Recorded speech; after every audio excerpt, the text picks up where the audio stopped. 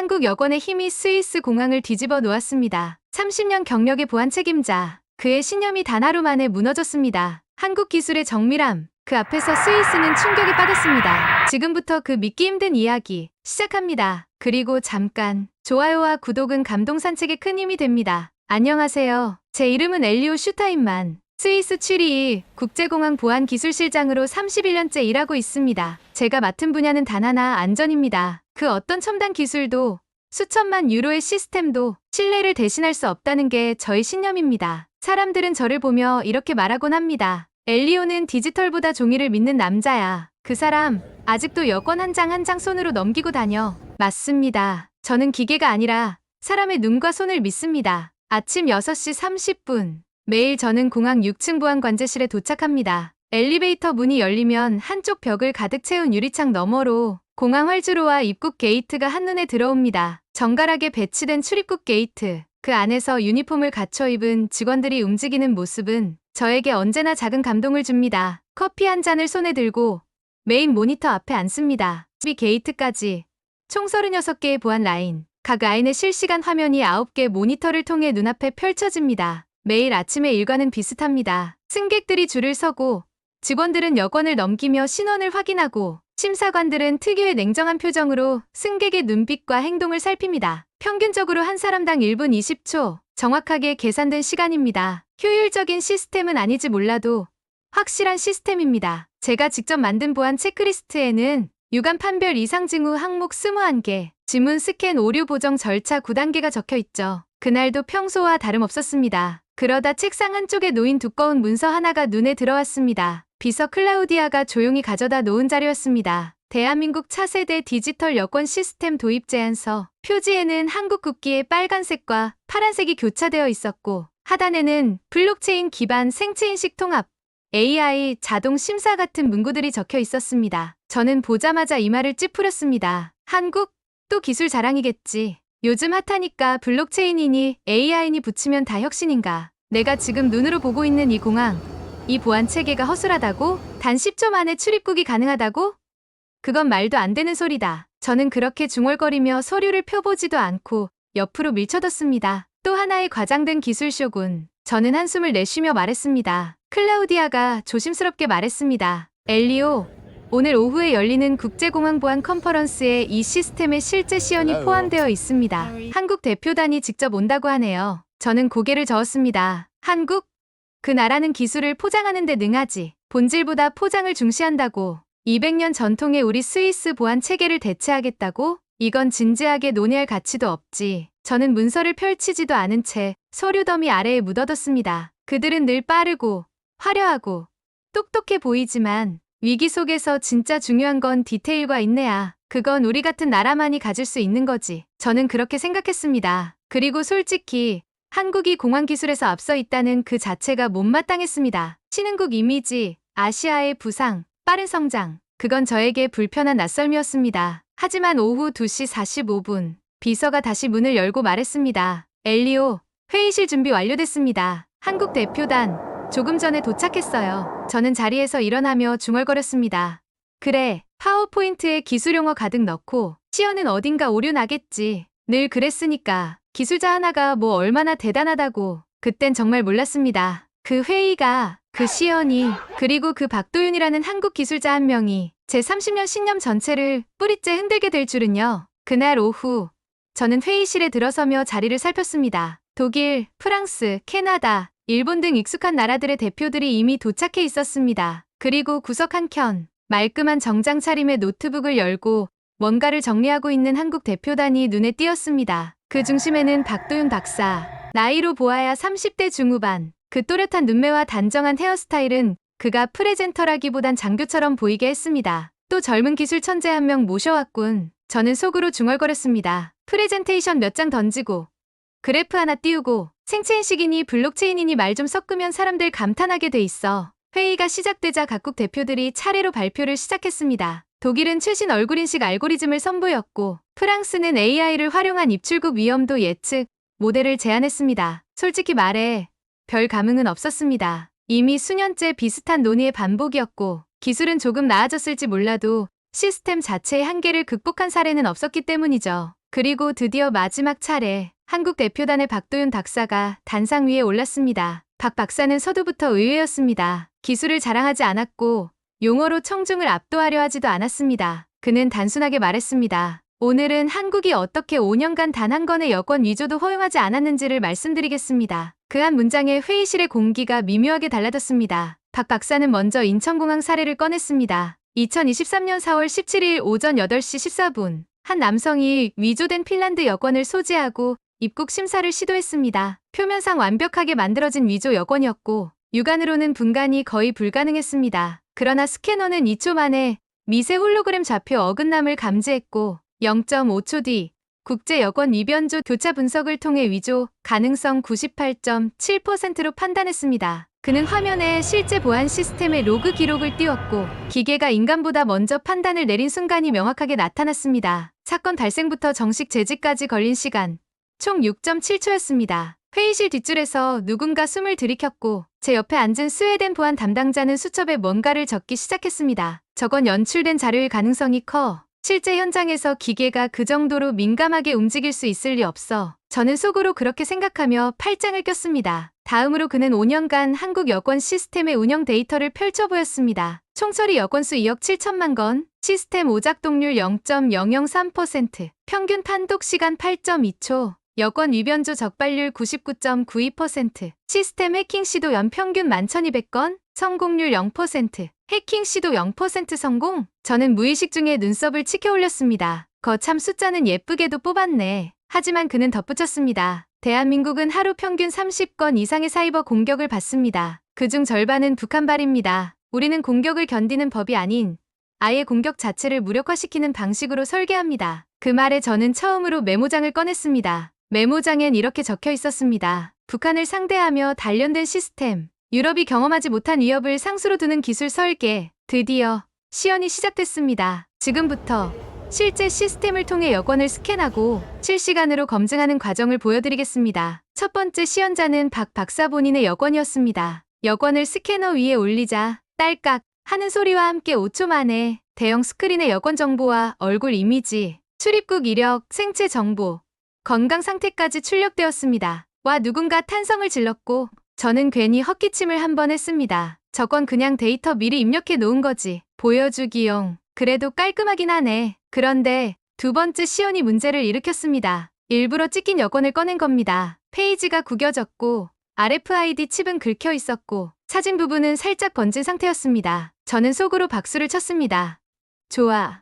여기가 실전이지. 지금부터 장비가 삐끗하겠군. 하지만 그 장비는 찍힌 여권을 정확히 인식하고 손상된 부분을 스스로 스캔 범위에서 제외한 후 대조 정보만 추출하여 분석을 시작했습니다. 결과가 나오기까지 걸린 시간 9.6초.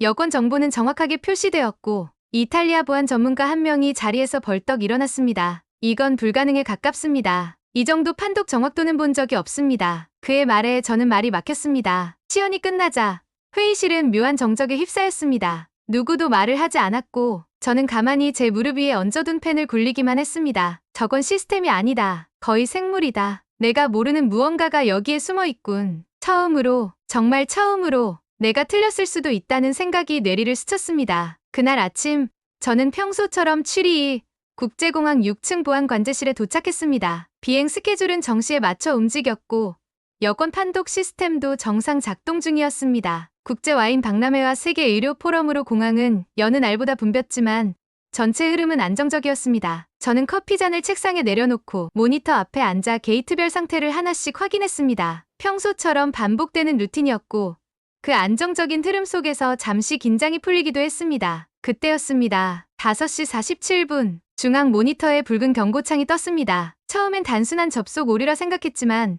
불과 몇 초 만에 다른 모니터들까지 차례로 꺼지기 시작했습니다. 게이트 연결이 끊기고 판독 시스템이 멈춰섰으며 전광판 화면이 사라졌습니다. 공항 전 구역에 비상경보음이 울려 퍼졌고 그 순간 직감적으로 알 수 있었습니다. 고지어 시스템 관리 책임자 다니엘이 식은땀을 흘리며 뛰어들어왔습니다. 엘리오, 방화벽이 무너졌어요. 메인 서버 쪽의 외부 패킷이 아주 정교한 코드입니다. 이건 단순 침입이 아니라 조직적인 공격입니다. 우리는 해킹을 당한 것이었습니다. 승객들의 불만이 빗발쳤습니다. 지문 인식은 작동하지 않았고 여권 정보가 맞지 않는다는 오류가 반복되었습니다. 줄이 길어지며 소란이 커졌고 일부 구역에서는 경찰이 출동해야 했습니다. 즉시 비상대책회의가 소집됐습니다. 저를 포함한 보안 책임자들과 기술부서, 정부 연락관까지 총출동했습니다. 하지만 누구도 명확한 원인을 설명하지 못했습니다. 해킹이 맞다는 것 외엔 경로도 수법도 감을 잡을 수 없었습니다. 취리히 공항이 해킹됐다고? 제 머릿속은 새하얘졌습니다. 31년간 시스템이 마비된 건 처음이었습니다. 유럽협력보안 업체에도 연락했지만 최소 48시간 내 대응은 불가능하다는 답변만 돌아왔습니다. 복잡한 기술 용어들 속에서 실질적인 해결 방안은 없었습니다. 그때 한 사람이 떠올랐습니다. 며칠 전 회의에서 한국의 여권 시스템을 발표했던 박도윤 박사였습니다. 그의 시연을 보면서도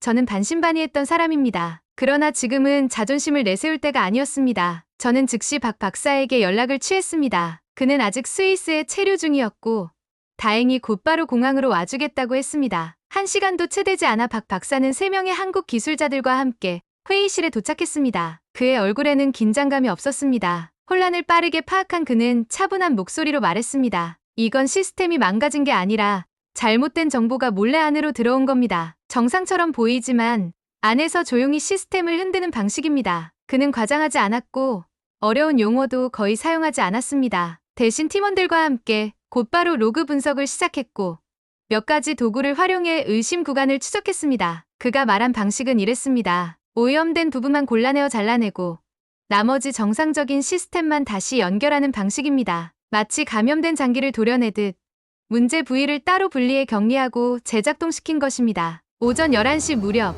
첫 번째 게이트가 정상 작동을 시작했습니다. 입국 심사와 여권 인식이 재개되었고 오후 2시에는 공항 전체 시스템이 완전히 복구되었습니다. 복구까지 걸린 시간은 약 8시간 14분이었습니다. 유럽 보안 업체들이 최소 72시간이 필요하다고 예상했던 것을 단 하루도 채 되지 않아 해결한 것입니다. 그는 복구가 끝난 후에도 자리를 뜨지 않았습니다. 시스템 전체의 백업 상태를 확인했고 같은 공격이 반복되지 않도록 대비 매뉴얼까지 작성해두었습니다. 그는 팀원들과 함께 공항 내부 전체 점검, 백업 시스템 검토, 그리고 위기 후 보안 가이드라인 제작성까지 도와줬습니다. 저는 그 모습을 지켜보다가 혼자 조용히 브리핑룸 구석에 앉아 있었습니다. 제 머릿속에 한 가지 질문이 맴돌았습니다. 어떻게 저렇게 빠르게 판단하고 저렇게 정확하게 움직일 수 있지? 지금까지 내가 믿어온 건 과연 최선이었을까? 저는 말없이 그를 지켜보며 제 안에 뭔가가 흔들리고 있음을 느꼈습니다. 수십 년 동안 지켜온 신념이 무너지는 소리였습니다. 제가 자랑스럽게 생각해온 이 시스템이 사실은 낡은 믿음일 수 있다는 생각이 처음으로 들었습니다. 그날 저녁 박 박사는 조용히 제 옆에 와 말했습니다. 엘리오 실장님, 저희 여권 시스템 테스트라도 해보시겠습니까? 오늘 같은 일이 다시 일어나지 않게 대비할 수 있을 겁니다. 저는 그제야 대답했습니다. 테스트 아닙니다. 진지하게 검토하겠습니다. 그날 저는 처음으로 기술이 아닌 태도를 배웠습니다. 빠르게 해결하는 것보다 중요한 건 위기 속에서도 차분하게 움직이고 가장 필요한 것을 정확히 짚어내는 힘이라는 것을요. 시스템 복구 이후 제 안에는 무겁고 묵직한 무언가가 자리 잡았습니다. 그날의 해킹은 단순한 보안 사고가 아니었습니다. 31년 동안 지켜온 신념이 무너졌고 그 자리에 의문이 자리하기 시작했습니다. 나는 지금까지 진짜 안전을 지켜온 걸까? 아니면 익숙함이라는 이름 아래 변화로부터 도망치고 있었던 걸까? 며칠간 깊은 고민 끝에 저는 결심했습니다. 한국의 디지털 여권 시스템을 우리 공항에 시범 도입하자는 제안서를 작성했습니다. 전면 도입은 부담이 클 수 있으니 단 한 개의 게이트, 한 달간만이라도 실험해보자는 내용이었습니다. 실제로 어떤 결과가 나오는지를 보여주는 것이 가장 확실하다고 판단했습니다. 내부 회의는 거센 논쟁으로 이어졌습니다. 특히 부책임자 안토는 강하게 반대했습니다. 우리는 유럽 사람입니다, 엘리오. 유럽의 방식은 우리가 지켜야 할 전통입니다. 그 말에 저는 담담하게 대답했습니다. 그래서 지키는 것이 아니라 변화를 두려워한 채 방치하고 있었던 건 아닐까. 결국 저는 모든 책임을 지겠다는 조건으로 시범 운영 허가를 받아냈습니다. 곧장 한국에 연락을 취했고 박도윤 박사는 기다렸다는 듯 답을 보냈습니다. 기다리고 있었습니다. 이제 진짜 함께 시작해봅시다. 불과 2주 만에 한국 기술팀은 7위 공항 C32 게이트를 완전히 새롭게 구축했습니다. 여권 판독기, 생체 인식 시스템, 자동 출입국 관리 장비까지 설치는 고요하게 진행되었고 시스템은 조용하지만 강하게 작동을 시작했습니다. 첫날부터 변화는 뚜렷했습니다. 기존 시스템보다 3배 빠른 처리 속도, 연건의 오류, 위조 여권 테스트 5건 모두 정확히 적발해냈습니다. 무엇보다 인상 깊었던 건 승객들의 반응이었습니다. 처음엔 다소 낯설어하던 이들이 점점 자발적으로 C32 게이트를 찾기 시작한 것입니다. 그들에겐 더 빠르고 더 안전하고 더 정확한 시스템이 무엇인지 스스로 느껴졌던 모양이었습니다. 한 달 후 모든 데이터를 분석한 보고서를 저는 직접 공황장에게 제출했습니다. 그리고 마지막 장에 이렇게 적었습니다. 이것은 단순한 기술의 문제가 아닙니다. 한국의 시스템은 보안을 넘어 사람을 배려하는 설계와 정확성을 품고 있습니다. 우리가 지금껏 추구해온 전통이란 이름 아래 놓친 미래가 여기에 있습니다. 며칠 뒤 스위스 교통부 장관이 직접 C32 게이트를 방문했습니다. 그는 줄을 서고 여권을 스캔하며 심사를 체험한 뒤 고개를 끄덕이며 조용히 말했습니다. 이게 바로 우리가 가야 할 길 같습니다. 그날 밤 저는 사무실에 혼자 남아 새벽까지 문서를 정리했습니다. 창밖으로 보이는 혈주로 불빛을 바라보며 스스로에게 말했습니다. 나는 지금 새로운 시대에 들어서고 있다. 그리고 다음 날 아침 장관의 공식 발표가 있었습니다. 한국의 디지털 여권 시스템을 취리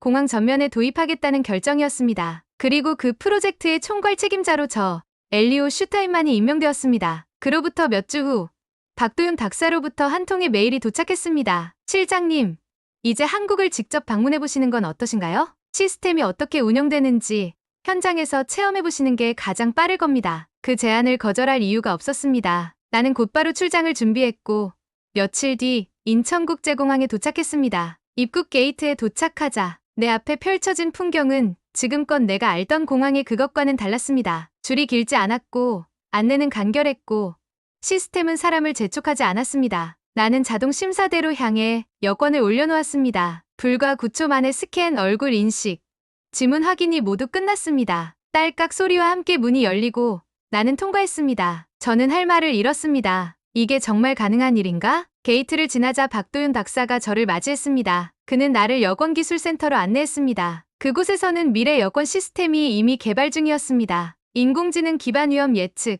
양자 암호 기술, 그리고 더욱 정교해진 생체 인식까지 그들은 현재에 안주하지 않고 항상 다음을 준비하고 있었습니다. 하지만 제가 가장 감동한 것은 사람들의 태도였습니다. 모든 직원이 기술보다 철학을 먼저 이야기했고 정확성보다 신뢰를 먼저 말했습니다. 그들은 기술이 아니라 국민의 명예와 국가의 신뢰를 설계한다는 자부심을 갖고 있었습니다. 그날 밤 나는 호텔 방 창가에 앉아 서울의 야경을 바라보았습니다. 그리고 조용히 중얼거렸습니다. 한국은 기술로 감동을 주는 나라다. 귀국 후 나는 자신 있게 전체 시스템 도입을 지휘했습니다. 공항 전체가 변화하고 직원들이 새로운 시스템에 익숙해질 무렵 우리는 이미 유럽에서 가장 빠르고 안전한 공항이 되어 있었습니다. 프로젝트 1주년을 맞이한 날 직원들이 깜짝 파티를 열어주었습니다. 나는 그 자리에서 말했습니다. 30년 동안 많은 일을 했지만 가장 보람 있었던 건 한국의 기술과 정신을 통해 우리 공항을 변화시킨 일이었습니다. 그것은 단순한 기술 도입이 아니라 미래를 향한 비전과 열정, 그리고 완벽을 추구하는 정신을 배운 과정이었습니다. 공항을 떠나는 마지막 날, 저는 새롭게 변모한 출입국 심사장을 천천히 둘러보았습니다. 한국의 기술이 스위스의 정확성과 만나 만들어낸 완벽한 조화. 그 순간 저는 확신했습니다. 이것이 진정한 국제 협력의 모습이며 모든 편견과 선입견을 뛰어넘는 혁신의 정신이라고요. 이제 저는 자신 있게 말할 수 있습니다. 한국은 단순한 기술 강국이 아니라 세계의 미래를 선도하는 나라라고 말입니다. 지금까지 스위스에서 전해진 특별한 사연이었습니다. 한국의 기술력, 그리고 그 너머에 담긴 정신과 철학이 한 나라의 공항을, 그리고 한 사람의 신념을 어떻게 바꿔놓았는지 함께 느껴보셨길 바랍니다. 한국 여권 기술이 만들어낸 변화의 이야기, 여러분은 어떻게 들으셨나요? 이 이야기가 마음에 드셨다면 좋아요와 구독, 그리고 여러분의 생각을 댓글로 나눠주세요. 지금까지 감동 산책이었습니다. 감사합니다.